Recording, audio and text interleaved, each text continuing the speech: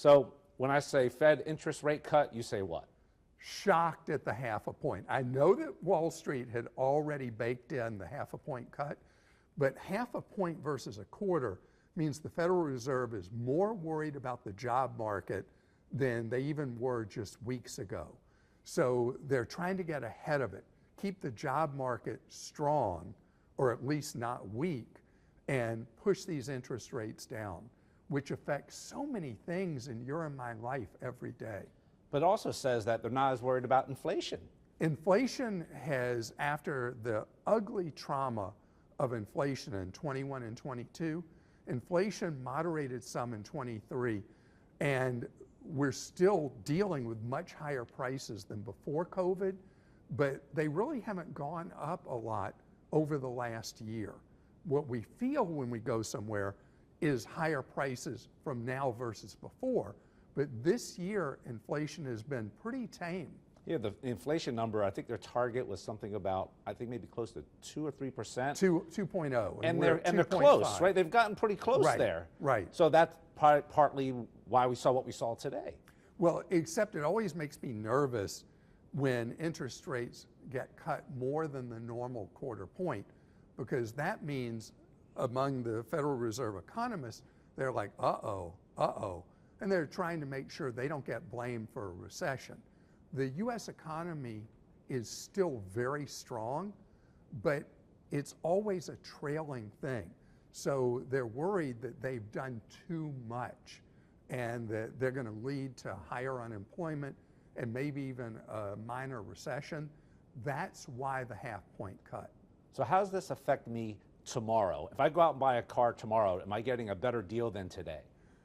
It won't be tomorrow, but soon you'll see lower interest rates in the things that the Federal Reserve directly influences. If you have a home equity line of credit, that interest rate will come down a half a point, or should, in the next month. Car loan rates will come down the equivalent half a point, and credit card interest rates are supposed to come down in line with what the Federal Reserve does, but it'll be up to each credit card company what they do with that cut. So credit card interest rates averaging right now just about the highest they've ever been, right at 25% for the average person running a balance. So a half a point isn't going to make a big difference, but what will make a difference over time for all these type of loans is that the interest rate cuts from the Federal Reserve don't stop now. They will continue, and over time we'll see these interest rates gradually move down, which is great news for borrowers, lousy news for savers. Because what you can earn on savings accounts is going to start going down. What you can earn on CDs is on its way down. So today, no later than tomorrow, I want you to take any money you have in savings that you don't need for a while and shop it around, lock it in a CD from 1 year to 5 years, depending on how long you can be without the money.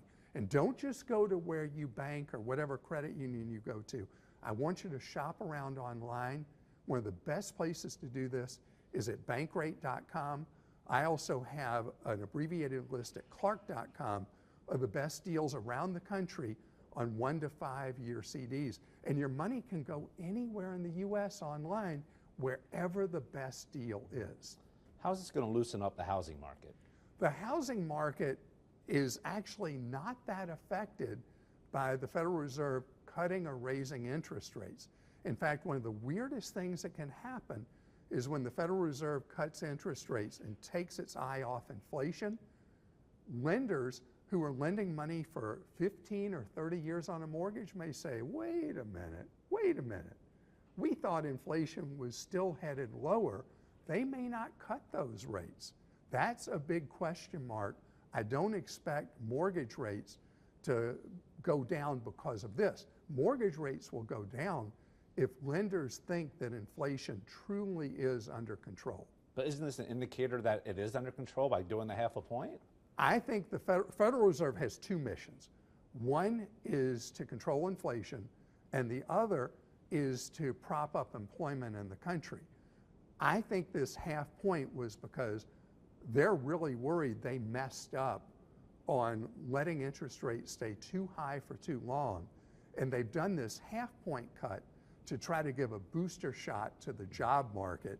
And they're not putting as much emphasis on inflation. Is it safe to say we're getting that soft landing, quote unquote? We are definitely going to have a soft landing, barring some crazy event in the world, war somewhere or something like that. We are well on our way to a soft landing. We are not facing in any shape, form, or fashion a deep recession.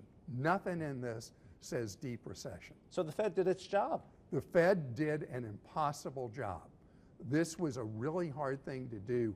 You know, this all started with COVID, and the supply chain disruptions and all the rest led to this much higher inflation, plus extreme federal spending that was designed to keep us out of a depression.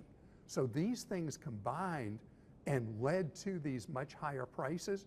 So if you think of it this way, the economy went through a complete shock because of COVID. Now we're in the process of normalizing. We see the economy's gone down, whether it was through COVID, through the housing crisis. Is it too big to fail? Is this too resilient?